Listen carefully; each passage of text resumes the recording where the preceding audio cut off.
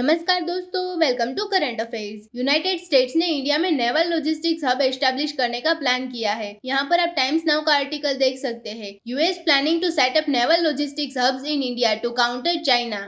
तो यहाँ पर हम डिस्कस करेंगे लॉजिस्टिक्स हब के बारे में, सो इस वीडियो को एंड तक जरूर देखिएगा। और आपने अभी तक हमारे चैनल को सब्सक्राइब नहीं किया है तो जरूर से सब्सक्राइब कर लीजिएगा ताकि हमारे वीडियो की लेटेस्ट नोटिफिकेशन आप सभी को सबसे पहले मिल सके। यहाँ पर देखिए ये यूएस नेवी की फोटो। एक टाइम था जब यूएस में इकट्ठा इतने सारे वॉरशिप्स देखने को मिलती थी, लेकिन आज के समय इंडिया, चाइना, रशिया और कई कंट्रीज है जिनके पास बहुत सारी वॉरशिप्स है। बट ये सारी वॉरशिप्स बिना किसी लैंड के सपोर्ट के, बिना लॉजिस्टिक्स के कितने समय तक पानी में रह सकती है? तो 2 महीने, मैक्सिमम सप्लाई इनकी 3 महीने तक रहेगी। अगर ये बहुत लंबे समय तक कोशिश करती है रहने की, उसमें भी हो सकता है कि काफी डिफिकल्टीज आए। तो बीच बीच में इन वॉरशिप्स को, चाहे एयरक्राफ्ट कैरियर हो, डिस्ट्रॉयर हो, इन्हें वापस बंदरगाह की तरफ आने की जरूरत पड़ती है, मिलिट्री बेस पे आने की जरूरत पड़ती है। वहां पर इनकी रिफ्यूलिंग होगी, मेंटेनेंस की जाएगी। जो यहाँ पर मिसाइल से इनको रोटेशनरी बेस पर चेंज किया जाएगा, खाने की सप्लाई प्रोवाइड की जाएगी, मेडिसिन प्रोवाइड की जाएगी। तो ये सब पार्ट है लॉजिस्टिक्स का। जब हम नेवी के लॉजिस्टिक्स की बात करते हैं तो सब कुछ नेवी को इस समुद्र में ऑपरेशनल रखने के लिए, चाहे रिपेयर वर्क, रिफ्यूलिंग, सब जो जरूरत पड़ती है, ये सब कुछ लॉजिस्टिक्स के अंदर आता है।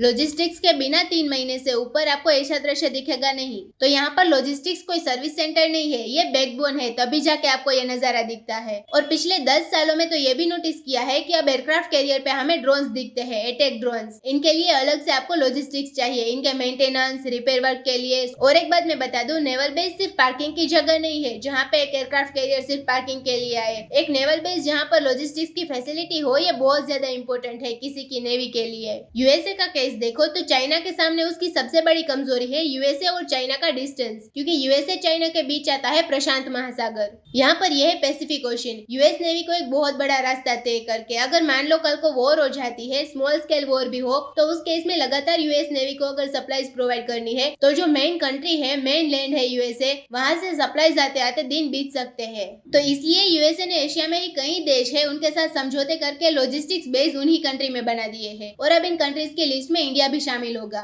2016 में ही इनके संकेत मिल गए थे कि यूएस लॉजिस्टिक्स हब बनाएगा इंडिया में। 2016 में इंडिया यूएसए ने एक एग्रीमेंट साइन किया था लेमोआ के नाम से। लेमोआ मतलब कि logistics exchange memorandum of agreement. हमने यूएसए के साथ 3 मेन एग्रीमेंट साइन किए हैं, लेमोआ, कोंकासा और बेका। लेमोआ के अंडर ऐसे प्रावधान है कि यूएस इस टाइप के लॉजिस्टिक्स हब इंडिया में बना सकता है। इंडिया के अभी जो लॉजिस्टिक्स हब है जो इंडियन नेवी यूज करती है, ये यूएस नेवी के लिए काफी नहीं है। यूएस नेवी बहुत ज्यादा एडवांस है। चाइना की नेवी शायद नंबर्स में यूएसए से आगे निकल गई हो, मगर क्वालिटी और टेक्नोलॉजी के मामले में यूएसए आज भी बहुत ज्यादा आगे है। कुछ ही साल पहले यूएसए ने अपना लेटेस्ट एयरक्राफ्ट कैरियर लॉन्च किया था, यूएसएस जेराल्ड आर फोर्ड। गजब का एयरक्राफ्ट कैरियर है। $13 बिलियन लगे थे इसको बनाने में। ये ह्यूमन हिस्ट्री का सबसे बड़ा एयरक्राफ्ट कैरियर है। इसके कंपेरिजन में इंडिया ने जो बनाया है आईएनएस विक्रांत, उसकी टोटल कॉस्ट आई थी रफली $3 बिलियन।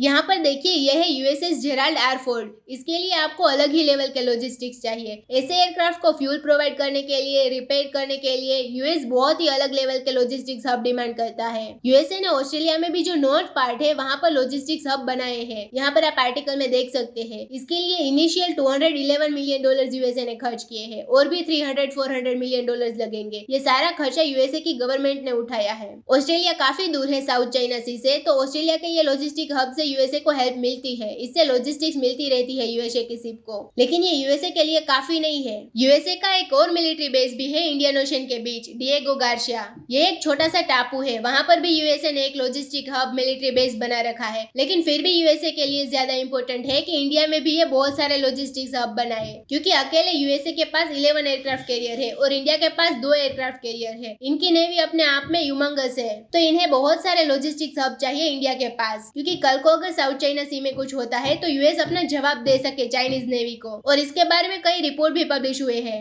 इसका ग्राउंड वर्क तैयार हो रहा है। यूएस नेवी ने ship repair agreement Larsen and Toubro के साथ साइन कर लिया है। यूएस सारा खर्चा उठाएगा इसका। इंफ्रास्ट्रक्चर इंडिया के लिए रेडी हो जाएगा और ये इंफ्रास्ट्रक्चर इंडिया भी यूज कर सकता है। अभी इसकी पूरी इन्फॉर्मेशन आई नहीं है, लेकिन इससे यूएसए का तो बेनिफिट मिलता ही है, लेकिन इंडिया को भी बेनिफिट मिलेगा। और चाइना की जो ह्यूज नेवी है उसका जो डेंजर है इंडिया के अगेंस्ट, वो भी कम हो जाएगा। तो दोस्तों इसी नोट के साथ वीडियो करते हैं खत्म। उम्मीद है यहाँ पे आपको काफी कुछ जानने को मिला होगा। Thank you for listening.